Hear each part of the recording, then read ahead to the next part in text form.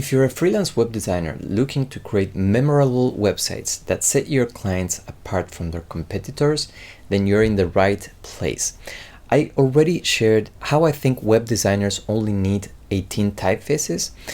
Stick around because in this video we're diving into 23 design techniques to really maximize what you can do with those few typefaces to elevate your websites to the next level. Let's go.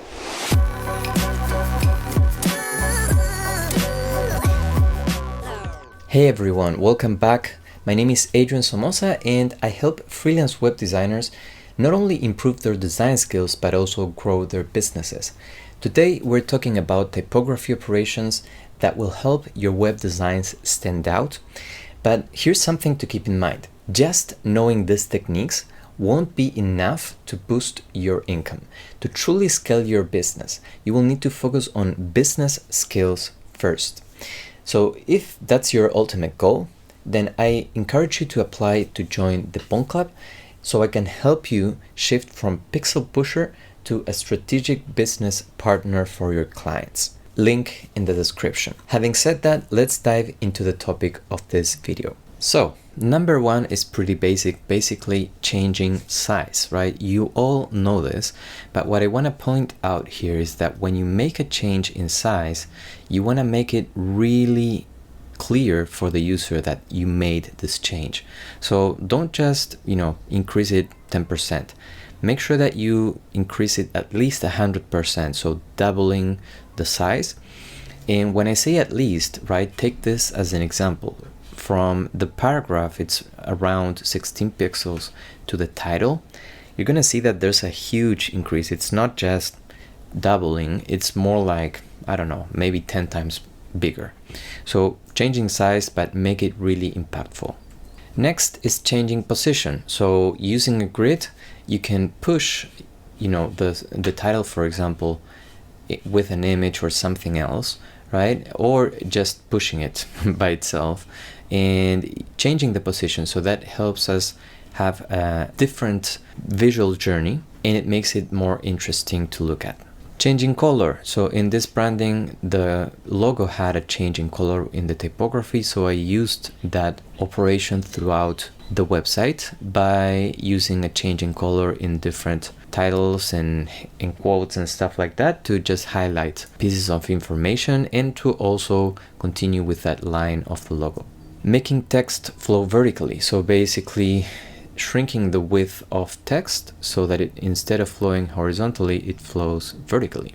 Changing variants. So inside a sentence, you can change from regular to italic to stress a specific piece of content and to create contrast and interest in your composition. Combining typefaces. So in a sentence, you could combine a sans serif with a serif as well.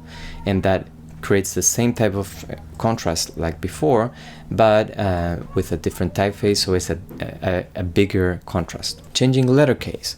So you can change from uppercase to lowercase to create contrast and to create interest in your composition, right? I like going from uppercase to lowercase in different ways to create contrast and make sure that each hierarchy is very distinct from the rest. Changing letter spacing. So when you're using especially all caps, you want to increase a little bit the letter spacing because each character can be weighty. So you can also, go a little bit more overboard if you want to create special styles like this supernova one. Changing line height. So you can change line height by increasing it or by decreasing it even to -0 like this.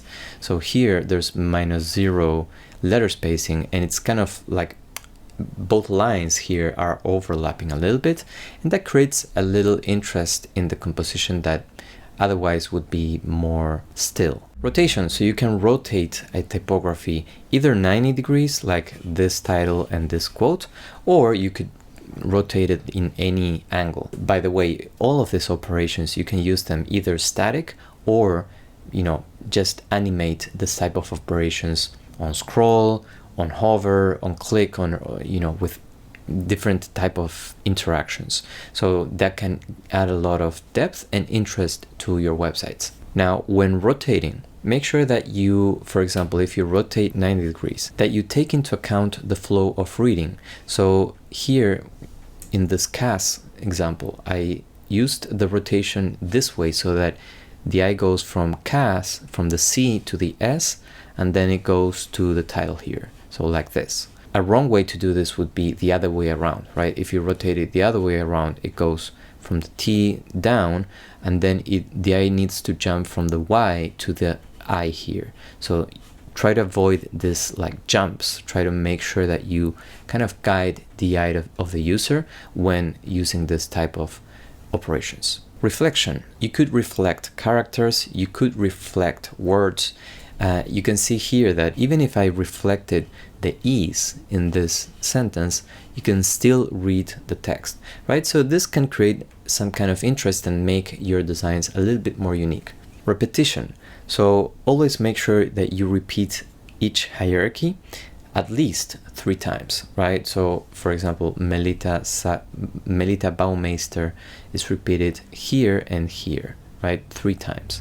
The little text here is repeated 1, 2, 3, 4, 5, 6, 7, 8 times, right? So try to make sure that you repeat the typography hierarchies, and as you can see, of course, you could also repeat an image as well. Cuts.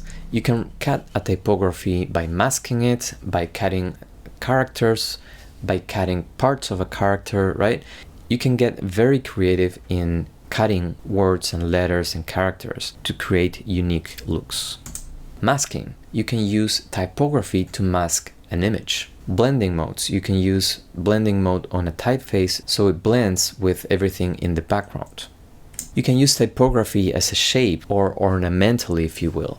So you can create this type of compositions that become really interesting and eye-catching. Typography as texture. You can create texture made out of a typeface so it looks more interesting and pops the things that are on the foreground. Overlapping type. You can overlap images on top of type. You can overlap typefaces on top of type or shapes, right, to create depth in your compositions. Using type as miscellaneous, you can include details like the size, an address, years of experience, etc.